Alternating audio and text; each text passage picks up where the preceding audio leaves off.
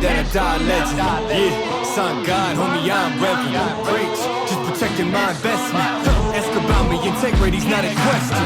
Straight up, all the way up, with the same ones that was down from the jump. Day one, same ones. Jerkbait setup. This is the new GLX jerkbait rod. You know, they got a pile of unique actions that aren't available in any of the other Loomis lineup.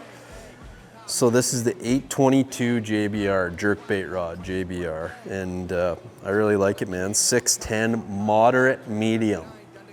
Talk a lot about moderate, fast action, and that's what I wanted in a jerkbait rod. It's actually stiff, but real parabolic, and that's what I like in that style of rod.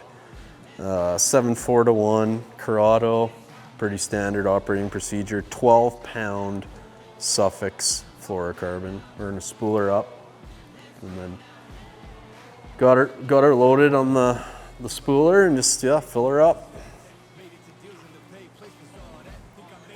It's real nice to be able to spool your stuff, you know, alone and not have to have anyone help you.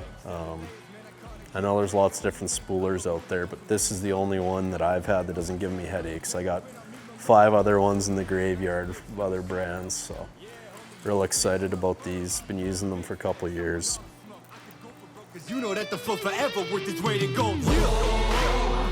One error I see a lot when guys come fishing with me is they do not have enough line on their reels. They're not utilizing the full potential of the reel.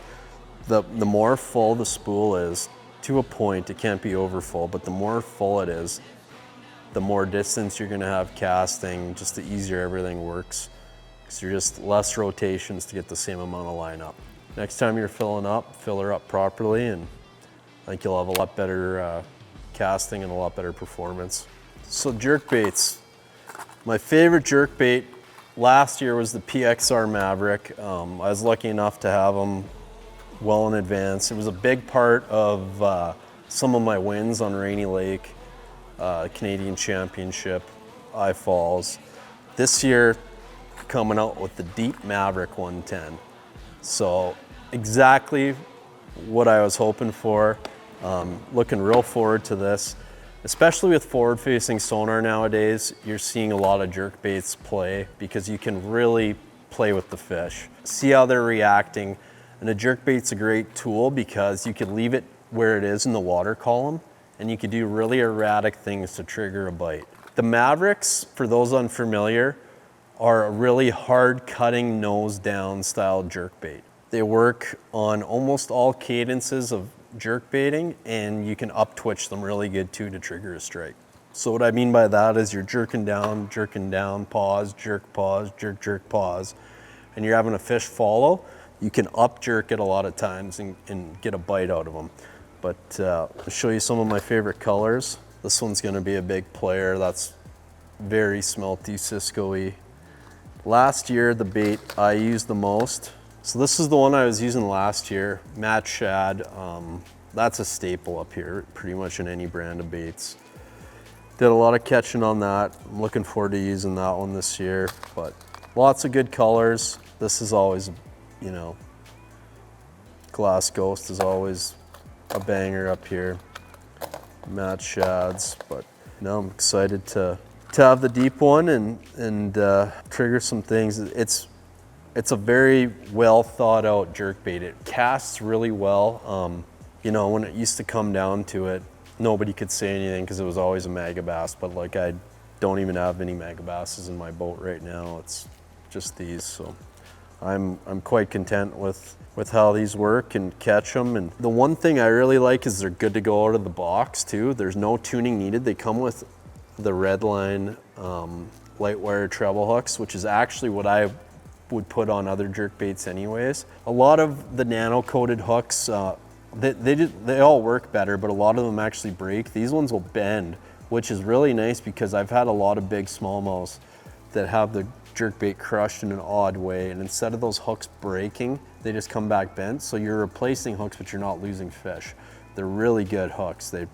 You need pliers to get them out most of the time. Jerkbaits used to be kind of thought out as a cold waters thing, spring, fall. Now it's all year with forward-facing sonar, using it from ice out till ice in almost, especially now that we have this deep 110. You know, it's going to do a lot of damage. It's going to be a big player this year. You know, 75% of the tournaments up here, this will be a player. I'm using 12-pound fluoro on this rod. I know we already talked about the rod, but the one thing about the Suffix Advanced Fluorocarbon is that some fluoros are really stiff and this one's really soft. It knots really good. You could use it as leaders, whatever you need, but it's really soft, which really helps with that jerkbait fishing. It helps it cast. You know, a lot of times jerkbaits are hard to cast. This stuff's really soft, really limp line, casts really well, cuts water really well. It has a little more stretch than most fluorocarbons too, which I think I really like for jerkbaits. I find I lose a lot less fish with this line, and yeah, it's awesome. So you can see these bands on there. This is nothing new. Alex Kessler showed me this 20 years ago almost now, I bet, 15, 20 years ago. The one improvement on it that I made a few years ago was I actually started buying dental elastics just because they don't disintegrate like normal ones. So these are actually just elastics for braces, and they're cheap on Amazon, waterproof, they don't disintegrate over time, and they're a lot smaller. I'll show you one here. So instead of wrapping a normal elastic around a million times, you could just do once. So dental elastic. I'm sure there's other places to get them. I'm pretty sure I got them on Amazon, and yeah, just helps you be able to pluck your baits out. You're not fighting with trebles all the time. And if you use normal elastics, they will disintegrate over time and they will stick to your baits eventually. These dental elastics, I mean, I've had them in here for several years and they're good. This new GLX jerkbait rod, one of the things I really like is the short rear grip for jerkbaiting. I'm pretty sure Josh Douglas and Cooper Gallant, two buddies of mine, designed this. And you see how it's in your forearm? You see how you got all that room to play there, where traditional rods, sometimes you hit. So I just think it's really well thought out. Really unique action too, the medium moderate. See how deep it bends? It's stiff, like it's hard for me to do that, but it bends deep, so you can, a lot of those both side thrusts that the fish give you and whatnot, you should be fine. Really well thought out rod.